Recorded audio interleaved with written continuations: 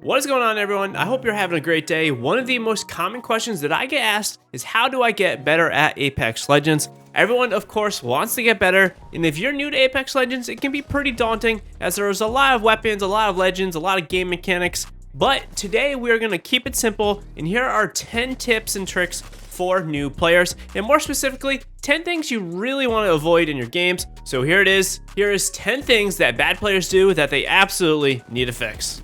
So let's start off with a kind of a simple one, and this one has all to do with game sense, and this is the fact that you might be overextending in your fights, and then you're kind of expecting to get bailed out by your teammates, or vice versa, but kind of less likely I find is that you're underextending, letting the team go off without you because maybe you're too afraid to fight. Don't get to the point where you're already too far gone in your fights, where you're already off into the enemy trying to fight them and your teammates are back looting the other POI that you already left. Don't do this. You want to kind of stay near your team, maybe ping, let them know that they need to come over. And again, understanding positional awareness is extremely important. For me, I am always tracking where my teammates are. I want to know where they are in location to me. I don't want them to get too far away from me, and I don't want to get too far away from them. So it's absolutely important that you're monitoring what they're doing. And of course, you also want to kind of monitor where the enemies are. If you know there's a team here and a team there, you want to track that there's 3 players here, 3 players there, so you do know what might happen. I find often that if I overextend fights, meaning I'm getting into the enemy is ready to get some action, the third party team that's down the road is going to come over and just pretty much end me right away. So this is also something to keep in mind when you're in your fights. Overall though, again, I find that players kind of overextend more than underextend. If you are underextending, this means you're not getting into the action and you're not sticking with your team. This generally means you're not being too good of a teammate. And you definitely want to be overextending, I would say, more than underextending. If you're underextending, this means you're not getting fights, means you're not getting practice, and you're not going to get better. So definitely err on the side of overextending to get some action. The more times you put yourself in a position to get a fight, the better you will be in the long run.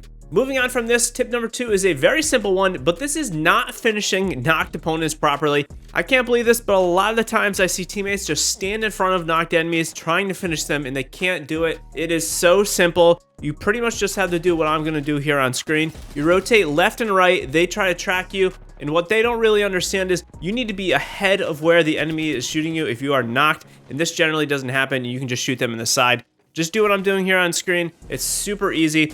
Ultimately, I will say I don't really recommend you finishing your enemies if you don't need to, but it is very important to get them down and finish them if you are in ranked mode. And again, it is a good tool to have if you are in the need of an armor swap. Finishing an enemy quickly can be extremely important. You do need that armor swap, or if you just need some ammo or shields or that kind of thing, just make sure you're finishing your knocked opponents pretty quickly. It's very important. It's really not that hard to do. Tip number 3 has a lot to do with tip number 1, and this is to not sacrifice your game for a teammate's bad play.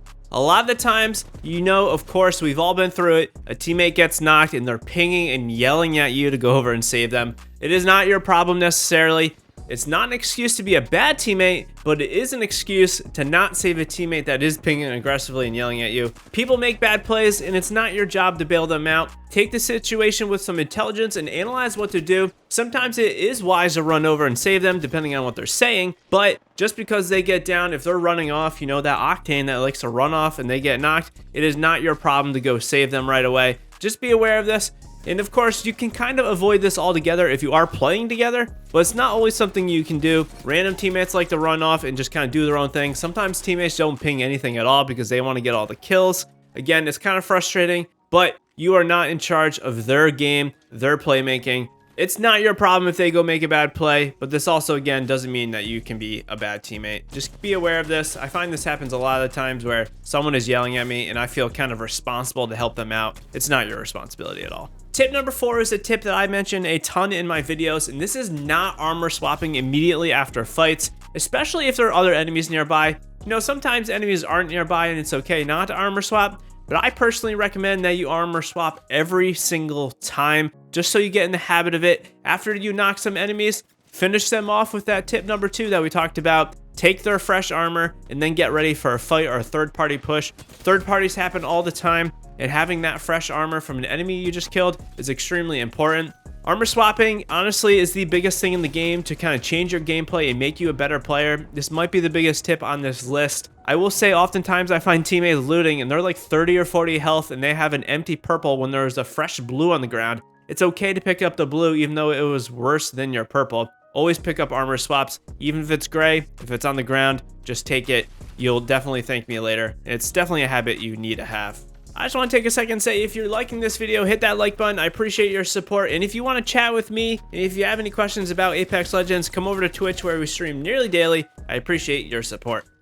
Our next tip has to do with carrying too much ammo and overall bad inventory management. While carrying an R99 in a devotion is fun, it requires a lot of ammo, and you still need to take care because you do want a ton of healing items. And I find that teammates that are taking like 240 of like light and 240 energy, this is just really not the play in my book. You want to be carrying a weapon, in my opinion, that has some inventory management. This could be something like a G7, a Wingman, a 30-30. Any of these single shot guns require generally less ammo because you can't shoot it quite as fast as those spray weapons. This will help you out in saving a ton of ammo and inventory space.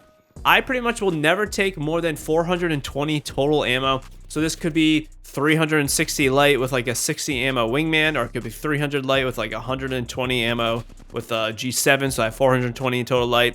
Definitely don't take too much ammo. And we do have an inventory management guide on the channel. If you do need to see what I do for each of my backpacks, I would definitely check it out. Just be aware of what you're taking. Shields and healing items are definitely king. You can always pick up more ammo from enemies' boxes, I find, but healing items like batteries and that kind of thing could definitely be harder to find as the game progresses. Next up, we have a tip that is kind of not really necessarily involved with the gameplay, but this is learning from your mistakes. You want to be talking about your mistakes, what you did wrong. Often when I'm streaming on Twitch, I will actually talk about my mistakes after a game. This means I'm analyzing what I did, what I could have done. Maybe I should have pushed around right. Maybe I should have pushed around left. Maybe I shouldn't have been so aggressive. This helps me understand what I just did wrong in my last engagement, and I can learn from it. This way, you and your team are both going to be better players. And definitely talk about your problems with your teammates. If you have a pre-made squad and you're playing ranked, maybe. If you're not talking about what you did wrong, you're not going to improve, and you're probably going to do it again because maybe they didn't realize what they did wrong. Maybe you didn't realize what you did wrong. Definitely talk about your mistakes. This has a lot to do with self-awareness. I find a lot of times players aren't really self-aware of what they are doing, and talking about it will absolutely help. It's the first step, honestly, to being a better player, and it's something that is extremely important for you to do. Next, let's talk about my personal pet peeve on this list, and this is something I cannot stand, but this is dropping late. Ping something right away so your team is aware where you want to go, and of course, for the love of all things, a second or two late drop is extremely detrimental to the overall performance of your game, and it matters way more than you think. You might be, say, 2 seconds late dropping, but this is enough time for an enemy to pick up 2 weapons, maybe a purple shield that you all missed out because you were dropping too late. Dropping late is extremely bad to your overall game. Maybe you're not a bad player, but maybe you're dying a lot because you're just setting yourself up for kind of a bad start right off the bat. I would say that honestly, a good drop is like 25% of the game. If you're not starting off with a good drop, a lot of your games might be a little bit difficult, and a lot of players I find aren't realizing that their flying is actually really important. Our next tip has to do with taking damage, and this is the fact that you may not be shielding or healing up enough. Taking too much damage while an enemy team is trying to make a push is absolutely detrimental to your game again. You might not even be understanding that if you get hit 150, this is opening the door for a team to make a push on you. If you can avoid this from happening, they might not make a push on you, and then you might have more opportunities to get some damage on them. In tandem with this kind of goes back to the fact that you need to be shield selling and healing up as much as possible. If you're in a fight and you get hit, say, 75, pop a shield cell and then continue to control the engagement. You don't want to be getting down to, say, 75 or no shield, something like that, to the point where you are opening the door for them to make a push on you. If you can prevent this from happening, this is a great way to kind of control the engagement without even the enemies realizing what you're doing. If you have time, pop a couple of shield cells in a fight, pop a battery, just heal up as much as possible. It's definitely something you need to be doing. Tip number 9 has all to do with looting too often and too long. If you're looting all game long, this means you are not improving at the game. This just means you're great at picking up items off the ground. And honestly, I know it's kind of weird to say this, but winning more games doesn't mean you're gonna be a better player. Just because you played really passive for 12 or 15 minutes and you won the last final fight, or you got the third party on the last final fight, winning a game with 1 kill and like 300 damage does not mean you're better than a player who got second, had 12 kills and like 3,000 damage. It just means you were a little bit more stationary, a little bit more passive, and you waited for the opportune moment. Basically, what I'm just saying though is that if you're looting too long, this means you're not taking fights, you're not getting better at fighting, and this just means you're not going to be improving as much as other people taking fights all game long. I absolutely recommend you take more engagements than not, and don't loot too long. You know, get a few guns, get a couple attachments if you can, and then move on. Don't kind of look for the perfect kit with the perfect weapons. This won't happen every game, and if you are doing this, it's really just a waste of time, and you're not going to improve.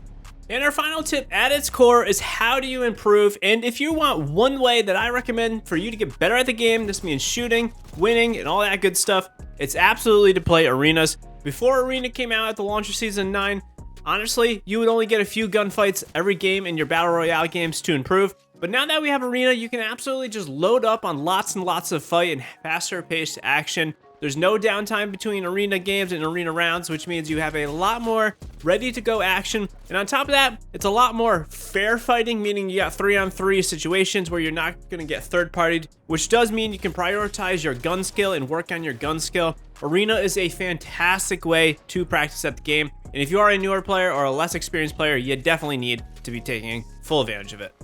So there are 10 things that bad players or less experienced players generally are doing in their games that I notice often that they absolutely need to be correcting. If you have any questions or if you just want someone to play with, hop into our community Discord. All the links are down below for everything. And until next time, peace out, everyone.